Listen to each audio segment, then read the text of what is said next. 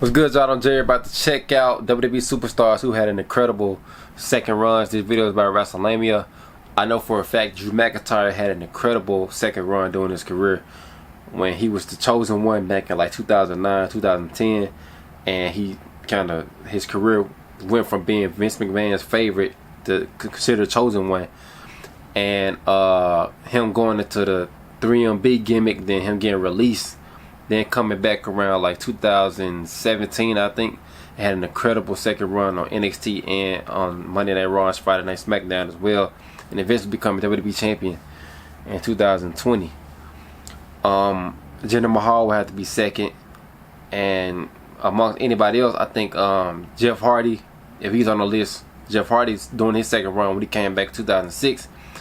He eventually became WWE champion and World Heavyweight champion during that second run as well. So you're about to hop into the video, man, and let's go. 10 WWE wrestlers who had incredible second runs. Number 10, Christian Cage, baby. Widely acclaimed run in TNA, Christian made the To me, Christian had a better TNA career than he did WWE. This was a daring move as Christian was a main event in TNA, and fans were concerned that Christian would be nothing more than a mid-carder if he returned to Vince McMahon's promotion. Things were off to a rough start when it came to his return, as Christian's planned involvement in the WWE title match at WrestleMania 25 was scrapped. This was mainly due to the creative plans leaking online.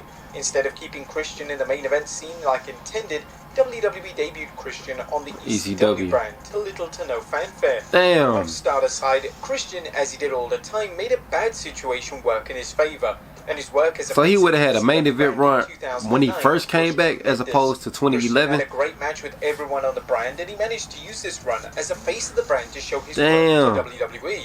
Eventually, when the ECW brand was closed, Christian would become a key figure on both Raw and SmackDown, and in the year 2011, Christian would win the world title on 2 separate occasions. A career-altering. I hated how they had him lose the title like 5 days after he won it. Christian sealed his spot in the WWE Hall of Fame as a single star and showed everyone why he was one of the most valuable yet underrated wrestlers of the past 2 decades. Kill switch. Number 9, William Regal. William Regal definitely had a good second run. Regal never truly got going during his first WWE run in the late 90s. He had the commissioner gimmick, then years later he had the King of the Ring. Regal will be back on track by the year 2000, and this allowed Regal to return to the company. By the time Regal returned to WWE in September 2000, the product had evolved. Talents who were able to deliver outstanding character work and could put it all together in the ring were favored, and this was exactly what Regal was able to do. Regal stretch. He became the commissioner of WWE and had riveting chemistry with every single person he interacted with. For the next few years, Regal will portray numerous roles, and he excelled at every single one. Yeah. And although Regal never won the big one in WWE, I wonder why. This didn't stop Master Regal from carving out a legendary legacy. Damn, ads. My bad, y'all. Dumbass ads.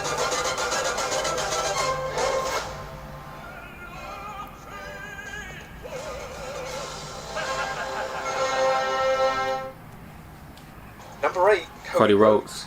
The American Nightmare Cody Rhodes took an unprecedented risk in 2022. He was going to leave. He definitely had a good second run. Cody didn't even come to mind when I seen the title of this video. His first run had bright spots, yet towards the end of his tenure, WWE saw nothing more for Rhodes other than being a lower mid-card guy. From his initial return during WrestleMania 38, WWE made Rhodes seem like the biggest star on the planet. Rhodes had instant aura and gravitas, and this in turn, as well as Rhodes being 100% his authentic self, led to Rhodes becoming the default face of the company. Rhodes' work in this role has been highly celebrated, and fans as well as Rhodes know that he did the right thing in leaving AEW. Yeah. Number 7, Chris Jericho. Yeah. When he came back in 2007, took an extended leave of absence from WWE. He had an incredible heel run. This was a smart move as a Jericho character had become stale, and although Jericho was still in the ring, it was time for him to explore new ventures. When Jericho returned in late 2007 with a new haircut, it felt like the same old Jericho. But that was until 2008 when he turned heel during a feud with Shawn Michaels. This feud was one of the most masterful feuds WWE had ever delivered, and even Jericho cites the feud as a feud where he truly felt like he belonged. Jericho would drastically alter everything about his presentation. He would begin to wear suits to cut promos, and these promos would be long and intricate.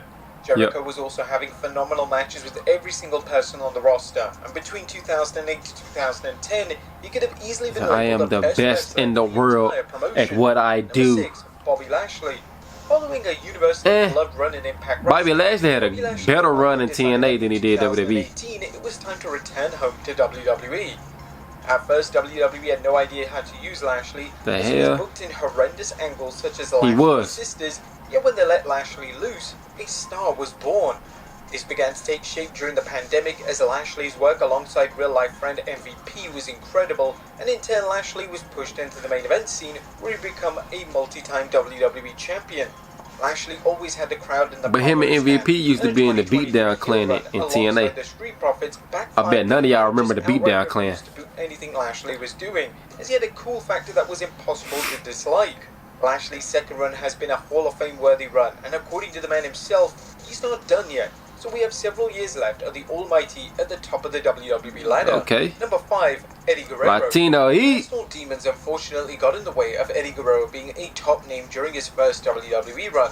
Thankfully for everyone, Guerrero managed to pick himself up, and when he returned to WWE in 2002, he was a very different wrestler entirely. Guerrero would debut a lie, cheat, and steal gimmick, and this gimmick managed to resonate with fans of all ages. Guerrero's in-ring work was at an elite level, and when this was combined with compelling character work as well as a vastly underrated promo work, Guerrero had managed to make himself one of the most marketable stars in the world. In 2004, WWE decided to crown Guerrero as their new WWE champion, and this run was a huge success for WWE as the fans loved Guerrero and they firmly accepted him as their guy. Guerrero unfortunately passed away in late 2005, and this cut short what was a marvelous second run in the company. While his passing, I wonder what would have came if he hadn't passed. That they got to see the greatness of Latino Heat. Number 4, Edge. Yeah, Edge definitely had a good second run. Under the impression that he could never I ain't gonna lie. Again, so when Edge made when Edge came back in 2020, this era of Edge, this era that Edge came back in, he had better opponents, to me, in my opinion. He had way better opponents than he did years before. Was some of Edge's finest work.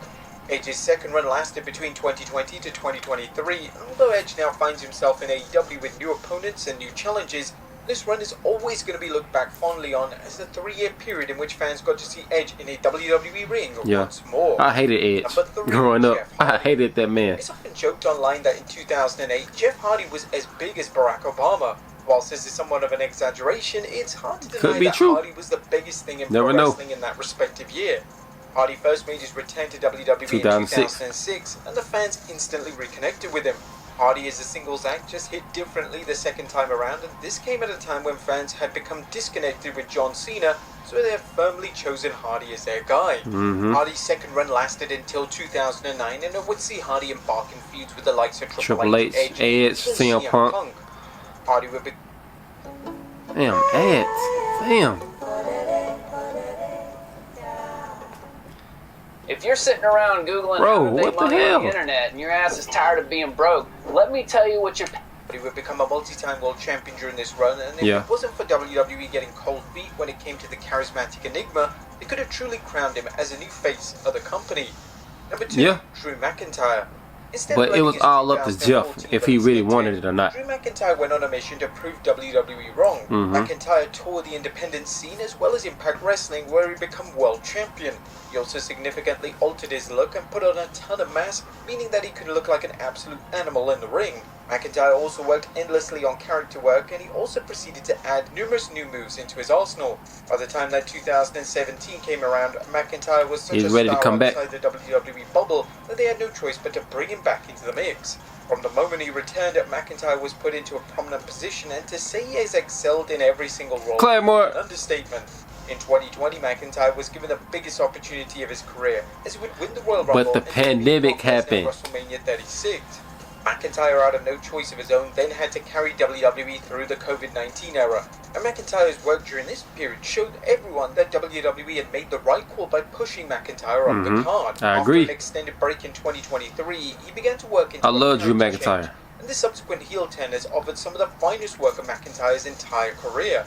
He's finally put it all together as a grounded, genuine character, and it's hardly a surprise that fans see McIntyre as one of the most valuable pro wrestlers on the planet. And number 1, Shawn Michaels. Yeah, 2002 when he came back for his second run. Along with personal issues, his back was in such a bad state that he couldn't possibly continue wrestling. He took care of that drug addiction he had, found God, and they had the best run of his career. Baggage of his prior run. From his first match back against Triple H at SummerSlam, it was evident that this version of HBK was arguably even better. His in-ring work was outstanding, and over the next 8 years, he would wrestle numerous dream matches against the likes of Triple H, Kurt Angle, and even John Cena. And all of these delivered to the standard that fans wanted. When he retired in 2010 at WrestleMania 26, there wasn't an outcry from fans to see HBK retire. He was still delivering at a high level, yet fans ultimately accepted his decision, and his second run in the company was potentially even better than his first. But there you have it, folks. 10 WWE wrestlers. Alright, y'all, great video, man. Let me know down below in the comments of what y'all thought of my reaction to this video. Like, comment, subscribe. Until next time, I'm out.